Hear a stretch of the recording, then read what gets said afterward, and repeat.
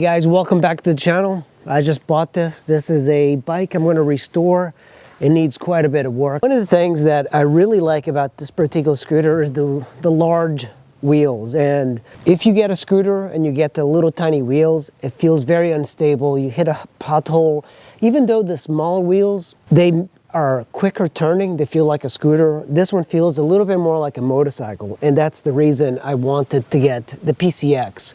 It was broken in the front. I thought he meant this plastic, and when I got to the destination, I realized there was a whole lot more broken than what he mentioned. So this plastic is broken. The headlight is completely broken on the top, and then this plastic is broken. It's got a hole. And if you notice this right fork, it's got this crud, and I believe it's the fork seal that has been broken. Up here, I mean, look at that. I can put my hands right inside here. Got a hole on this side of the plastic, which basically means I have to remove this entire plastic. It's a really nice looking scooter if it was in better shape. And very streamlined. It doesn't have the flat floorboards that I like. Here you have a pocket, and it's not lockable. It does have a kickstand and a center stand. And this one has got the airbox, traditional. This is very traditional for a scooter. In Europe, you do see two people all the time on it. Streamlined, very tapered down, so you can touch the ground easy with this seat shape like this. Thing that the owner told me when I got there is that the battery's weak, so that might be another thing I have to buy. So this is a really nice touch. So the key is here. You put it onto the opener position, and then you can open up the fueling and the seat. So to start the scooter, you turn it to the on position, hold the brake lever, hit your start. So maybe this one. I guess you have to hold the left one, but it does start easy. It seems that the battery is a little bit weaker. There's a lot of plastic kind of moving around, and I think it's just this. Yeah, it's just the head. I wanted to show you this. This is the gas door. I think it's very well done. It's very streamlined with the bike. Just to be sure, I don't know the status of the oil. You can't really take the owner's word on a lot of these things, especially when I realize now that I'm like looking at it very closely, there's just too much damage on the bike, including just rust where rust shouldn't be. So I'm going to go ahead and just change the oil before I run it for any significant amount of time. So the drain plug is right here, right next to the center stand. And I have my,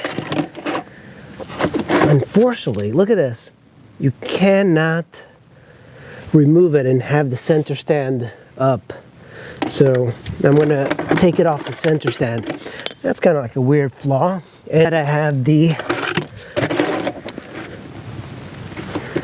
now that I have it off the center stand, I should be able to put this here and remove it. So using a 12 millimeter, I'm going to loosen it really quick. Oh man, this guy really, oh my God, this is just on there so bad. It was definitely low on oil. Definitely. Here we have a strainer, and this was actually off the bike as well. So we're gonna remove this 17 millimeter. Okay, whoever did this, this is just on so freaking tight. God, it's stripped. It is stripped. Oh my, that bolt was gone. This one is just so tight, I'm not sure how to remove it. I might have to apply some heat, fill it with oil. Even though I can't remove the strainer, I should still be able to put this on, get an accurate measurement.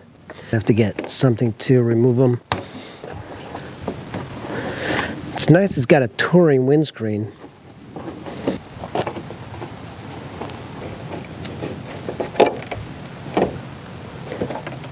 And it's off. And there's also these little rubber things that have come off. So we're going to remove all of this now. This is the plastic that I thought was broken on the bike. Just this section. But it turns out the entire thing's broken. So these screws are so rusty that I can't do anything with them.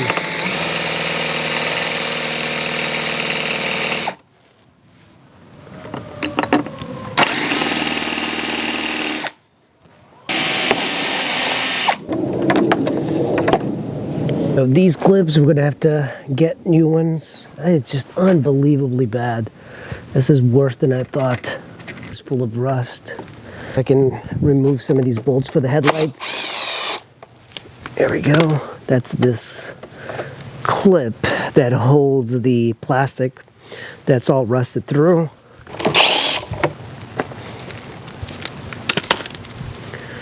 So this one attaches to the headlight. I get the feeling I have some frame damage, at least in the upper that holds this entire piece, because the guy hit from the front. I get the feeling that that's going to be an issue. Even the plastic on plastic is rusted out. Yeah, that one came out perfect. One bolt. Okay, that one came out, but look at this. Jesus Christ.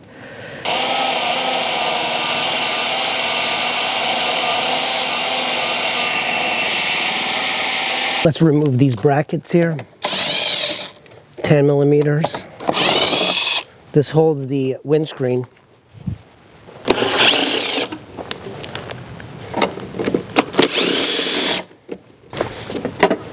Side of here is a Phillips.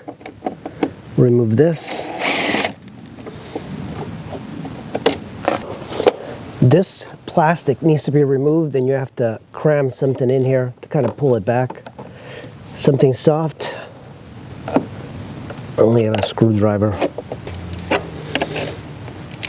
So to remove the plastic, you just have to be careful and just kind of push it out.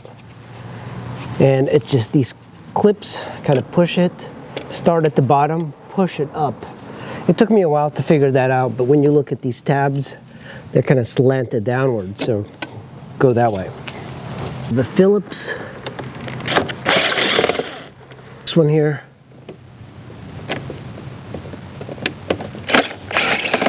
there we go, stabs, there we go, finally. And that is going to expose some more screws. Let's get this Phillips.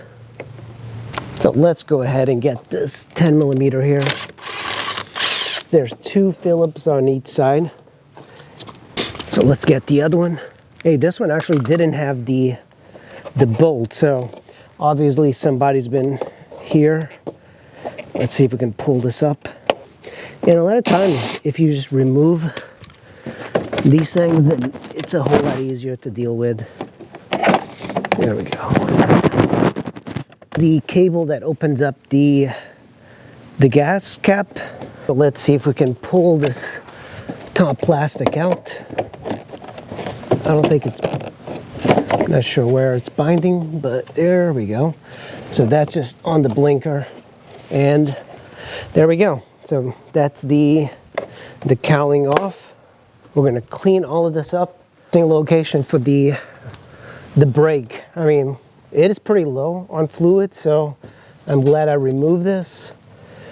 And I just want to look over most of the bike where it was damaged. We're also going to have to fill the brake fluid, so at least that was good. Side, we have two Phillips here. That's going to hold this top plastic, and let's get the other side.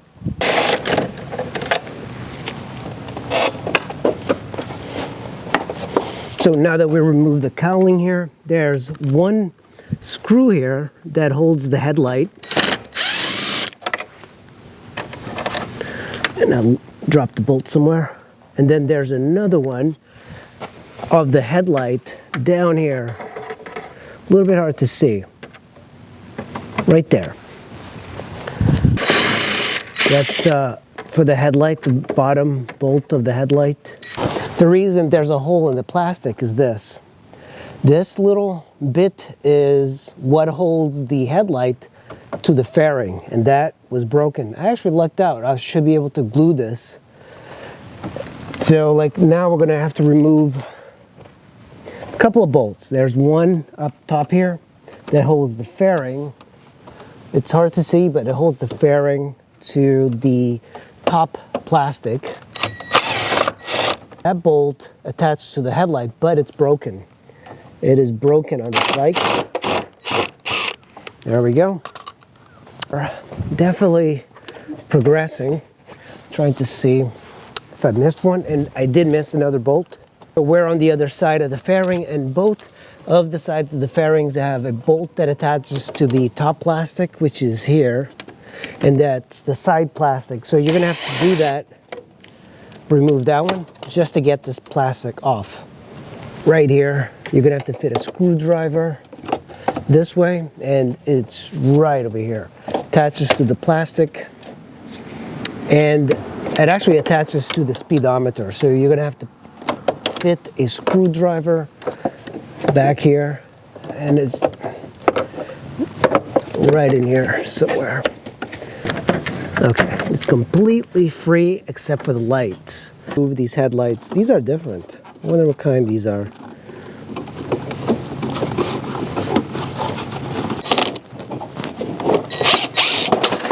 And there we go. That was a big no, but it's already broken, so no big deal. Headlight is off. Took a little bit longer than expected. Oh, look at this. Another piece of damage that, man, I am just not having good luck with this. This fairing took a tumble. I don't think it's bent, but this part is definitely bent. I should be able to flip it this way. I might have to weld it. So unfortunately, look at this. This thing is completely bent. That's why it took a tumble on that side.